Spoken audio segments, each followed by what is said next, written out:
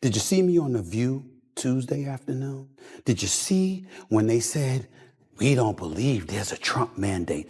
I said, oh, really? Did you see the former press secretary for the White House come on? I think Stephen A. is wrong. I don't believe what he said is correct. Donald Trump has the lowest approval ratings in the first month or so, or the 2 months of a presidency in American history. Oh, really? But didn't he win all the swing states? Didn't his popularity elevate within 89% of the counties in the United States of America? Stephen A. delivered pointed criticism of the DNC, questioning public reactions in a segment that sparked widespread discussion. And then you got folks like Candace Owens, who's a Trump supporter, along with various others, with their microphones, their cameras, and their audience. If you think the liberals are overcoming that, you go ahead and watch Schumer and those 21 other senators talk their drivel. J.D. Vance or Marco Rubio or somebody will be the next president in 2028. You'll have nobody but yourselves to blame, as if it is edition of the Stephen A. Smith Show. I ain't got time to talk about this anymore. The longtime sports commentator, now weighing in on political topics, spoke bluntly while criticizing prominent leaders, suggesting their rhetoric escalates tensions surrounding Donald Trump. We've gathered the full clips for context, so subscribe if you're new, and let's begin. Democrats today have gone out of their way to post messages on social media about the current Trump administration and what's happening to American lives. The problem is they're all literally saying the same damn thing. Don't believe me? Check it out. When I win, I will immediately bring prices down starting on day one. Shh, that ain't true. That's what you just heard. Since day one of Donald Trump's presidency, prices are not down, they're up. Inflation is getting worse. Not better. The prices of grocery, gas, Stephen A. opened the discussion by criticizing Democratic senators for appearing disconnected, describing their messaging as overly rehearsed and lacking relatability to the everyday experiences of many Americans. He suggested their remarks often sound like they are drawn directly from prepared political frameworks, rather than reflecting spontaneity or genuine concern. According to his commentary, party leaders frequently repeat familiar themes about economic pressures, broader financial uncertainty, and Donald Trump's approach to immigration, yet fail to introduce new perspectives or clearly address what voters are actually worried about in practical terms. Stephen A. further argued that Democrats rely heavily on predictable expressions of concern and well-worn narratives. In his view, this results in communication that feels artificial, repetitive, and increasingly detached. He framed this lack of originality and emotional awareness as a key reason why many Americans feel disengaged, expressing frustration with leaders who appear to lecture rather than meaningfully engage in open dialogue. Why the hell would 22 Democratic senators be literally echoing the same thing and think that would resonate with the American people? All it shows is that the same fabric of our democracy is unchanging in the eyes of some of these officials, and as a result, the constituency they represent, which is why Donald Trump is in office. What, do I have to come up to Capitol Hill and give you lessons? Seriously, you don't get it? All you did, Elizabeth Warren, Cory Booker, Chuck Schumer, let's all get together, let's put this in a prompter, and all together, albeit in separate rooms, we'll grab a microphone and say the same damn thing. And that's what's going to resonate with the American people. And then you wonder why you're no longer in power. According to Stephen A., the current Democratic approach is having the opposite effect of its intended goal, potentially reinforcing attention around Donald Trump, rather than diminishing it. He suggested a similar strategy previously contributed to Trump's initial rise, arguing that repeating familiar patterns can unintentionally revive past political dynamics. He noted that party leaders seem reluctant to adjust their messaging or acknowledge signs of voter fatigue, instead continuing with language that can feel distant from everyday experiences. Stephen A. emphasized that Trump's success stemmed from his ability to communicate in a direct, accessible, and emotionally resonant way that many people could easily understand. Regardless of whether audiences supported or opposed him, his meaning was rarely unclear. He spoke plainly, avoiding polished political phrasing, which created a sense of relatability. Stephen A. argued that overlooking this factor risks reinforcing the same conditions Democrats say they are working to move beyond today. Chuck Schumer and the typical politicians, oh, inflation is high. Oh, look at them pointing the fingers at the migrants. Oh, look at them blaming immigration. They don't care about you. Oh, by the way, look, they don't care about you. Well, why would you bother people from the LGBTQ community? Would you bother folks with transgender and all this? Why would you do that? That is what the Democrats say. That's what most politicians would say. Here's Trump. They're pieces of shit. They don't give a shit about you. It's rigged. They've hoodwinked you all the time. They think you're a freaking joke. They give you the middle finger anytime they want to. Here's Trump. Them. They ain't worth shit. Stephen A. argues that Donald Trump communicates in an instinctive, emotionally driven way, delivering messages with visible intensity that resonates strongly with listeners.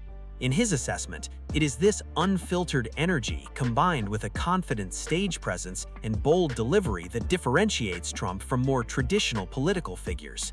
He noted that Trump rarely appears overly rehearsed or dependent on rigid scripting, and that this perceived authenticity is a major source of his appeal. Stephen A. described Trump as projecting confidence, decisiveness, and certainty, qualities that some voters find reassuring during periods of uncertainty. Even when controversies arise or moments fall short, he tends to address them directly rather than avoiding accountability. According to Stephen A., this willingness to acknowledge flaws contributes to a sense of realism among supporters, making Trump feel less constructed and more relatable. He emphasized that this emotional connection, rather than detailed policy language or political terminology, is what continues to energize and solidify Trump's core audience. And do you know what his followers say? Yeah, yeah. That's how we want you talking to those politicians who've been stealing our money all of these years. It's not what he says. It's how he says it. He does it with vitriol and venom to show a disrespect to politicians who the public have no respect for because they feel they've been hoodwinked by those same politicians. He's using it to separate himself from the cesspool that is Capitol Hill. And how does Capitol Hill respond? By showing them they're still Capitol Hill. Stephen A. explains his perspective on why Donald Trump maintains strong loyalty among his core supporters, suggesting it centers on a shared sense of opposition towards certain influential groups. He argues that Trump is unusually direct in expressing criticism of political leadership, major corporations, and prominent media voices, a style that aligns with frustrations already felt by many in his audience.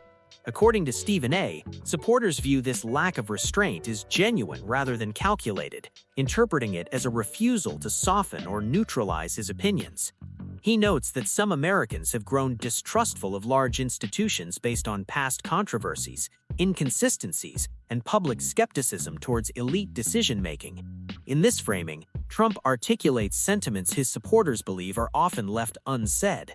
Rather than defending systems they no longer feel connected to, Trump challenges them openly. Stephen A. contends that this shared opposition creates a strong connection, grounded less in specific policy positions and more in common dissatisfaction, emotional intensity, and long-standing skepticism towards established power structures. Donald Trump has the lowest approval ratings in the first month or so, or the 2 months of a presidency in American history. Oh, really? But didn't he win all the swing states? Didn't his popularity elevate within 89% of the counties in the United States of America? Didn't his popularity elevate within the Black community, the Hispanic community, and the young voters? Here, Stephen A. challenges those who minimize Donald Trump's ongoing support, arguing dismissing it overlooks clear political signals.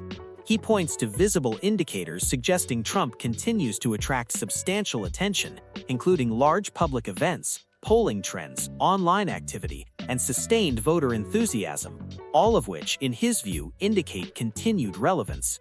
Stephen A. then shifts his focus to Democratic leadership, criticizing what he describes as a reluctance to acknowledge these indicators.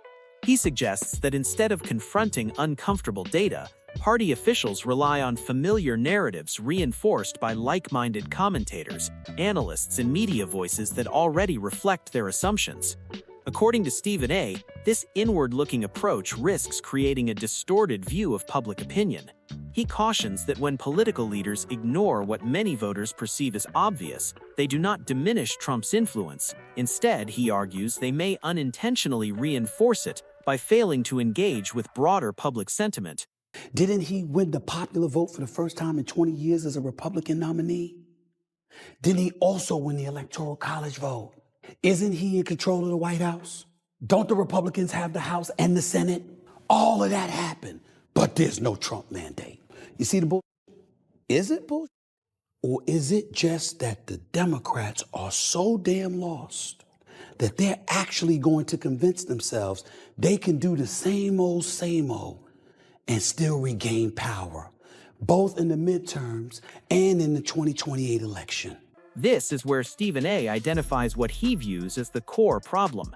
He suggests that Democratic leaders appear confident they can succeed in the next presidential race by repeating strategies that previously fell short. In his view, the continued focus on criticizing Donald Trump, minimizing his record, and dismissing his influence is unlikely to shift voter opinion in a meaningful way. Stephen A. argues that sustained criticism without equal self-examination can unintentionally reinforce Trump's image as a figure facing constant opposition. Rather than offering a clear alternative vision, he says, the party often relies on messaging driven by alarm and personal criticism, approaches many voters have encountered repeatedly. He emphasizes that a large portion of the public is more interested in tangible outcomes, steady leadership, and perceived sincerity.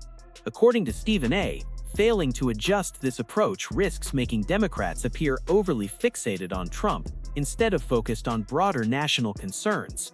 He concludes that repeating familiar tactics while expecting different results reflects evasion, not effective strategy. I'm here to tell you that's not going to happen because Trump has the power now, and he's manipulating the proceedings. And in case you didn't notice, one of his top boys, Elon Musk, Doge, owns X. Who else was at the inauguration? Jeff Bezos. The man running TikTok. And Lord knows who else. Stephen A. highlights how Donald Trump attracted support from groups not usually associated with traditional political engagement, including individuals from the technology sector and entrepreneurial spaces. These audiences, often more focused on innovation and business than party alignment, appeared receptive to Trump's style and messaging. Stephen A. suggests this reflects something broader than ideology, pointing instead to reach and influence. He also notes that Trump gained visibility through widely followed podcasters and online commentators with large, highly engaged audiences outside the usual media ecosystem.